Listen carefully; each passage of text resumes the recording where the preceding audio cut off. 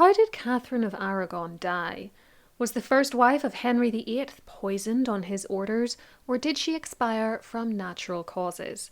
Contemporaries certainly thought it was the former, and the results of Catherine's autopsy were used by them to support the narrative of murder.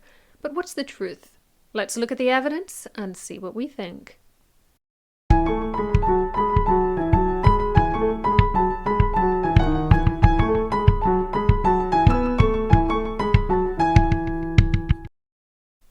Let's start with motive.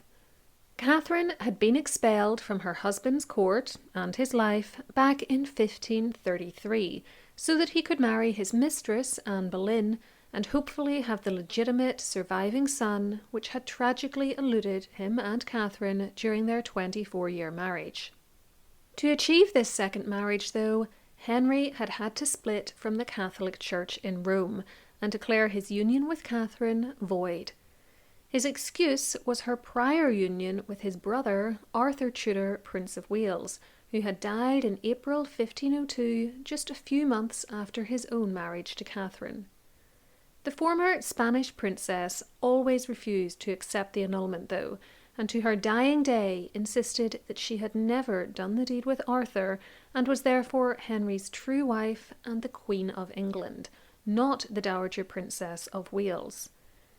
Henry responded to Catherine's disobedience by effectively exiling her to out-of-the-way castles and houses, and forbidding her from seeing their daughter, Princess Mary, because of both women's refusal to bend to his will. Their recalcitrance caused him quite the headache, though, for it meant that he had to contend with the anger of the Pope, as well as Catherine's powerful nephew, Charles V of Spain, over his treatment of the pair.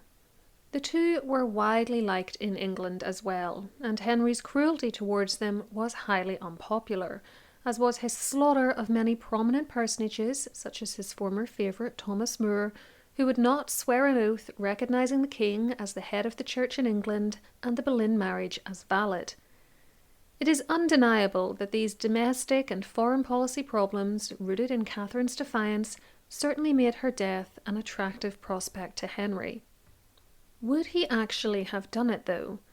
As we know, he would prove in May 1536 and again in February 1542 that he was indeed prepared to kill his wives when they offended or inconvenienced him.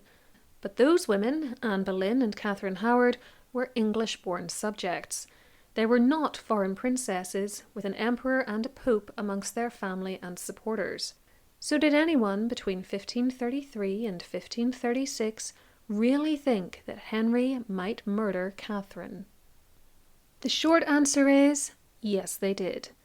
Imperial ambassador Eustace Chapuys, one of Catherine's greatest supporters, had written of his concerns that she would be killed well before her actual death. On the 3rd of January 1534, 2 years before her demise, he told Charles V that he feared Catherine and Mary were in danger of being assassinated in order to remove the threat of war with Spain, the idea being that once they were out of the way, Charles would no longer have any motive to seek such a war. Chapuys sought to safeguard their interests by letting Henry's ministers know that, in fact, the only thing preventing a Spanish attack was Catherine herself, who continually begged that no action be taken against England on her account. Just 2 weeks later, he told Charles that Henry was spreading false rumours that Catherine had dropsy, quote, for the purpose of producing in her one of these days some artificial dropsy, of which she may die. He wasn't the only one with concerns. On the 14th of February 1534, another correspondent called, and I'm sure I'm going to mangle this, Count Cifuentes, wrote to Charles too, saying that the Pope's delay in announcing his own decision on the annulment, quote, will not only give occasion for the Queen to lose her life in the meanwhile, but will be the cause of that kingdom being forever forfeited to the Holy See. There were additional worries that even if Catherine wasn't quietly murdered, she and Mary would be executed for refusing to swear the oath of supremacy to Henry and recognise the Boleyn marriage. In May 1534, the one-time Queen was even threatened with as much by Henry's bishops and members of his government. She held firm to her convictions, though, and according to a letter by Chapuys, told him that if any one of the commissioners had charged to execute the said sentence upon her, he might come forward and do his duty at once. The only prayer she made was that she should not be put to death in her own room or in any other secret place, but publicly and before the people.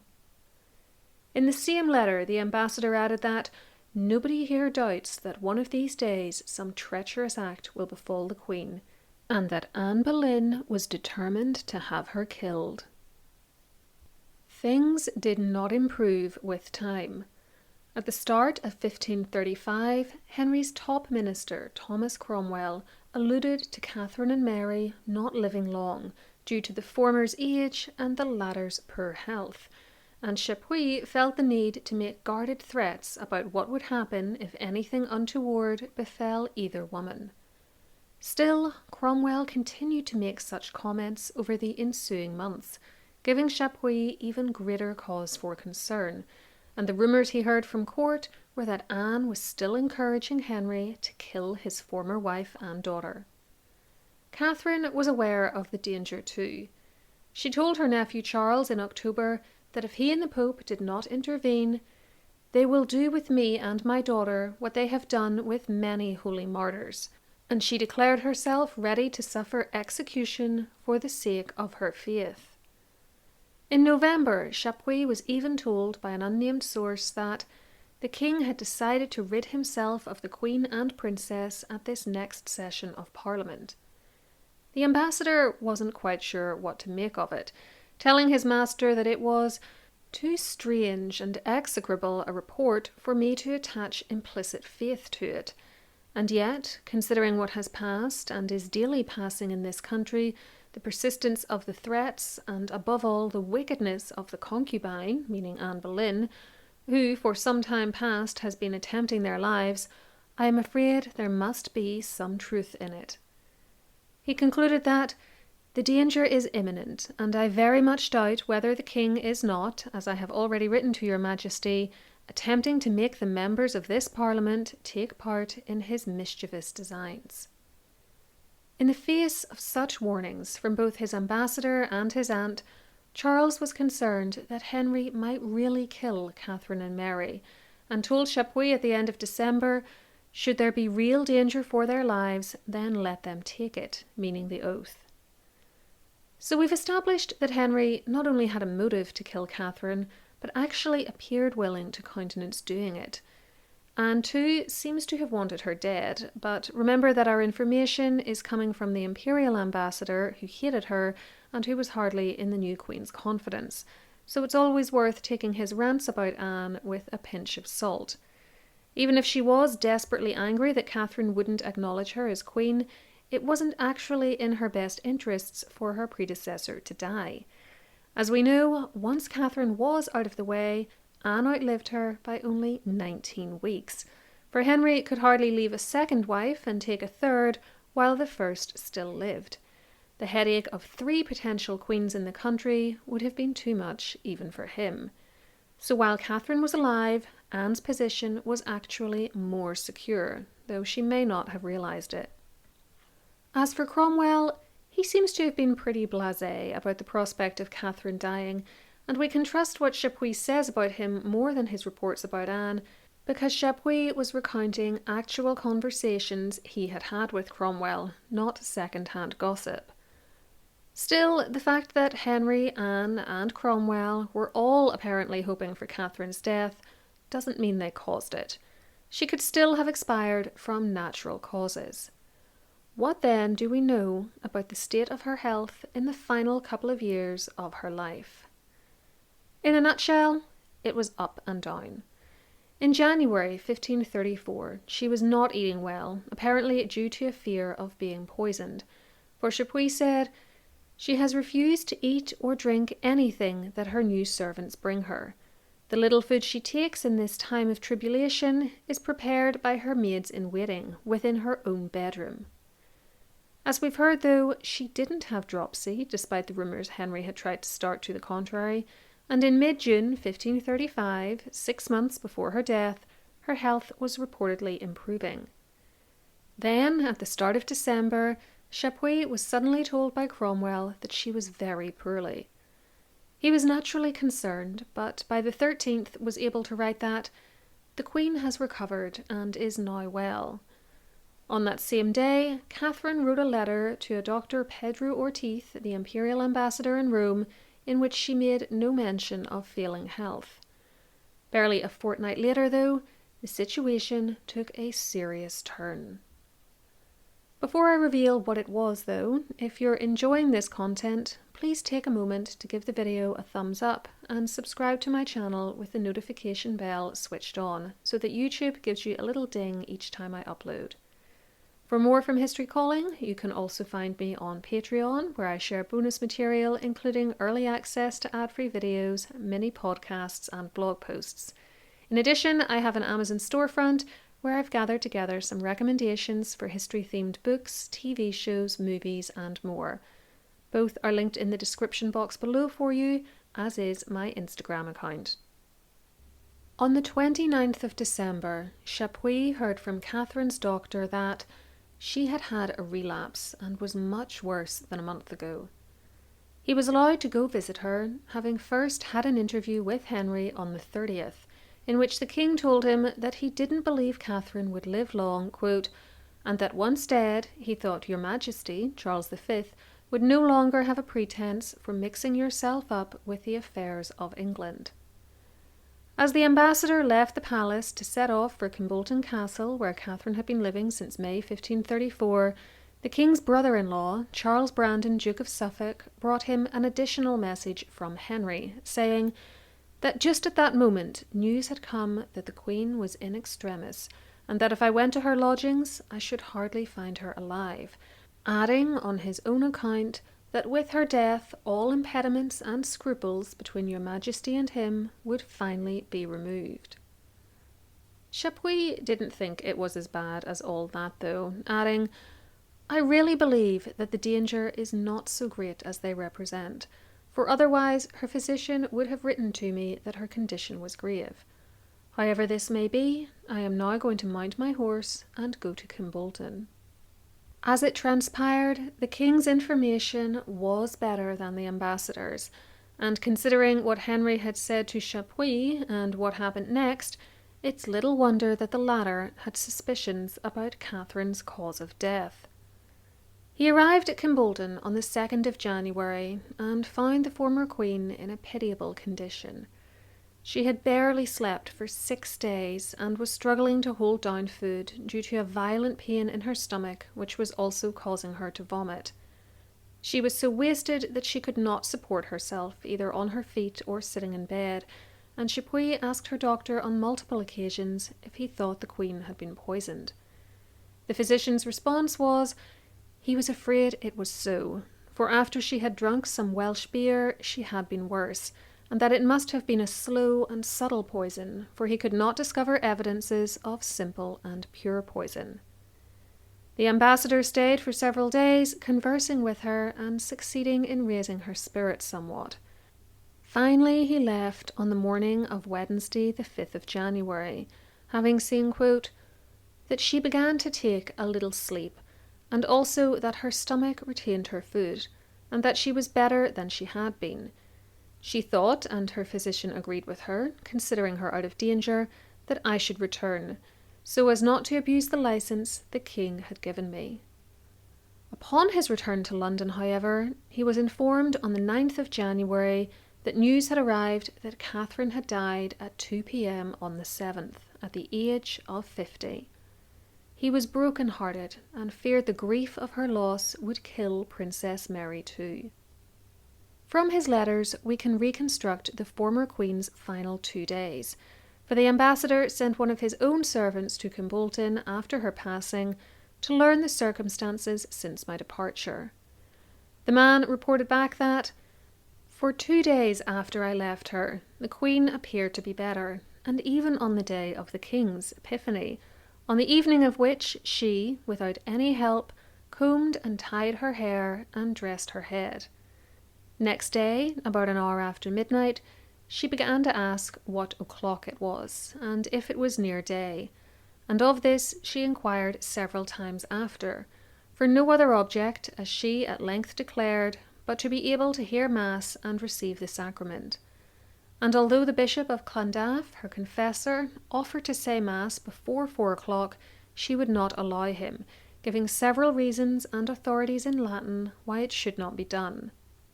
When day broke, she heard Mass and received the sacrament with the utmost fervour, and thereafter continued to repeat some beautiful orisons, and beg the bystanders to pray for her soul, and that God would pardon the king her husband the wrong he had done her, and that the divine goodness would lead him to the true road and give him good counsel. Afterwards she received extreme unction, applying herself to the whole office very devoutly. She then dictated her final bequests, signing the document herself and asking that it be sent to Chapuys. There was supposedly a letter to Henry II, forgiving him for his treatment of her, declaring her continued love for him, and exhorting him to treat their daughter well and repent of his sins, but some writers have cast doubt on its legitimacy. Whatever the truth, within hours of concluding her worldly business, she was dead. But what had killed her? That was now the question. There was an autopsy, though Chapuys was not happy with the manner in which it was carried out, writing that 8 hours after her death, she was opened by command of those who had charge of it on the part of the king, and no one was allowed to be present, not even her confessor or physician, but only the candle maker of the house and one servant and a companion, who opened her, and although it was not their business and they were no surgeons, yet they have often done such a duty, at least the principal, who on coming out told the Bishop of Llandaff, her confessor, but in great secrecy, as a thing which would cost his life, that he had found the body and all the internal organs as sound as possible, except the heart, which was quite black and hideous, and even after he had washed it 3 times, it did not change colour. He divided it through the middle and found the interior of the same colour, which also would not change on being washed, and also some black round thing which clung closely to the outside of the heart. On my man asking the physician if she had died of poison, he replied that the thing was too evident by what had been said to the bishop, her confessor, and if that had not been disclosed, the thing was sufficiently clear from the report and circumstances of the illness. So those who dealt with the body thought that Catherine had been poisoned, and their opinions, combined with the concerns she and others had expressed over the preceding 2 years that Henry would have her killed, convinced Chapuys of the same. By the 21st of January, he was writing to a correspondent that "It is suspected that the poison came from Italy, as I shall write to you shortly, but I do not believe it." 3 days later, he kept to his promise by providing a much more detailed accusation, telling the same man that "Many suspect that if the Queen died by poison, it was Gregory de Casale, who sent it by a kinsman of Modena named Goron, who came hither in haste, and by what he told me the night before he returned, he had come to obtain letters in behalf of the prothonotary Casale." I looked that up, and a prothonotary is a principal court clerk. He said the king and Cromwell would speak to me about it, but they have not done so. Those who suspect this say the said Gregory must have earned somehow the 8 ducats a day the king gave him, and to get a slow poison which should leave no trace, they had sent for him. Chapuys expressed doubts about this particular story, as he thought the chances of the plot being discovered were too great, but his general belief was that Catherine had somehow been murdered. As for what we can make of it now, there is no evidence beyond contemporary rumour that she was killed, and saying that something could theoretically have happened is not the same as providing any real evidence that it did.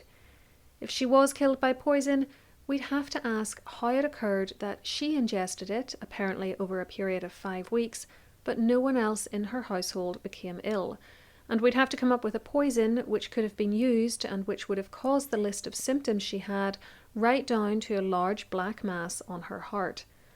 Why, too, would Henry allow an autopsy if he was trying to cover up a murder? To the best of my knowledge, no one, then or now, has ever been able to answer these questions, and the fact that she seemed worse after drinking Welsh ale may have been nothing more than a coincidence, or a bad reaction to the alcohol from a woman whose internal organs were starting to fail. The holes in the murder theory haven't stopped speculation though, and of course, right at the top of the list of suspects are Henry and Anne.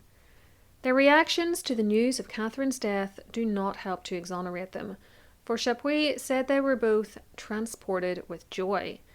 Henry was supposedly heard to remark, "God be praised that we are free from all suspicion of war," and felt that the time had come that he would manage the French better than he had done hitherto, because they would now do whatever he wanted from a fear lest he should ally himself again with your Majesty, Charles V, seeing that the cause which disturbed your friendship was gone. On the Sunday after he'd received the news, he and Anne were dressed all in yellow, and he showed off their daughter, Princess Elizabeth, at court. There were rumours that Anne wasn't actually as happy as she at first appeared, though. On the 29th of January, Chapuys wrote, "Some days ago I was informed from various quarters, which I did not think very good authorities, that notwithstanding the joy shown by the concubine at the news of the good Queen's death, for which she had given a handsome present to the messenger, she had frequently wept, fearing that they might do with her as with the good Queen." Chapuys may have doubted these stories, but that doesn't mean they weren't true, and of course Anne's apparent concerns about Henry would prove to be well founded. What does modern medicine make of Catherine's case, though? Well, according to some of her recent biographers, all of whose books are linked below for you and are also available on my Amazon storefront, the chances of murder are slim to none. Giles Tremlett concludes that she almost certainly died of cancer, and that a secondary melanotic sarcoma was almost certainly to blame. David Starkey calls the idea of murder far-fetched, and points to Catherine's long-term poor health and the strain of the annulment proceedings. Lady Antonia Fraser deems the murder accusations ludicrous, and writes that it was common for the deaths of prominent people to be attributed to poison if those deaths were convenient for their enemies. She adds that Henry VIII found poison repugnant and preferred open executions with ropes and axes. She also blames cancer of the heart. But where are these writers, none of whom are medical doctors, getting the very specific idea of secondary melanotic sarcoma? The answer is from a short 1885 article by Sir Norman Moore, who was a medical doctor, albeit a Victorian one. He wrote that having conducted about 1,000 post-mortem examinations and studied other hearts which matched the description given of Catherine's and which were from patients of around the same age as her, it was definitely melanotic sarcoma, and that no other disease of the heart, quote, in the least resembles the embalmer's description, nor could poison cause such an appearance. He noted too that the description we have of Catherine's symptoms, severe stomach pains, weakness and vomiting over the course of 5 weeks, corresponds with this diagnosis. Now, I'm not saying that Moore was wrong, and it's true that medicine of the 1880s was much more advanced than that of the 1530s, but I would still feel more comfortable if a modern heart specialist or forensic pathologist could give an opinion on this, especially as Moore made a few unsupported statements which I wasn't very happy with. He claimed that the Queen, assuming the embalmer's report was accurate, died of a malignant new growth which affected her heart. Though the embalmer did not notice it, we know that it affected other organs, that it perhaps originated in some very small tumours in the skin or elsewhere, masses so small as very likely to escape notice during life and after death. Do we really know that as certainly as he claimed, though? We don't have any other description of her internal organs, let alone pictures, so I don't know that we can be so confident that the chandler who conducted the autopsy missed them. That being said, the fact that he wasn't a professional doctor, even by 16th century standards, and will have had to carry out this autopsy by candlelight in the dead of night, certainly makes that a serious possibility. If you happen to be a doctor, especially one with a particular expertise in the fields of cancer, the heart, or postmortems, please let us know your thoughts in the comments below. Do you think Catherine's symptoms and the appearance of her heart during the autopsy line up with a diagnosis of secondary melanotic sarcoma? So what conclusions do I draw from this case? Well, I think Henry VIII certainly had a motive and the desire to want Catherine dead, and even the opportunity, if he'd opted to take it, of killing her, whether through poison or execution. But I think it's highly unlikely he did so. The foreign policy implications of killing a Spanish princess had been made very clear to him, and as I've said, no one that I'm aware of has ever come up with a poison that would cause Catherine's symptoms, nor did anyone else in her home become ill, nor has there ever been any satisfactory explanation as to how the poison could have been administered. The Welsh beer comment looks to me like someone who had no real understanding of medicine as we know it, grasping at straws to try to explain an illness he didn't understand. You only have to look at the conflicting stories coming from Catherine's physician, she's better, no she's not, yes she is, to realise that he really didn't know what he was doing. As for Anne Boleyn, while she may have railed against Catherine, I don't think she ultimately would have benefited from killing her, and by the end of 1535, even she probably knew that. Furthermore, had she done so, I also don't think it could have been kept quiet. Just look at all the accounts of her threatening Catherine and Mary we still have, because the Tudor court was so gossipy. And I think Henry could have used that as a reason to execute her rather than the trumped-up charges he actually employed. I know some people can get a bit carried away sometimes, saying, well, maybe this happened or maybe that happened, but without evidence, it's all just historical fiction and ultimately not worth our time. We make conclusions fit evidence, not the other way around. If a long-lost contemporary document pops up from a reliable source saying the king or queen ordered Catherine's death and explaining how it was done, I'll be happy to revise my opinion.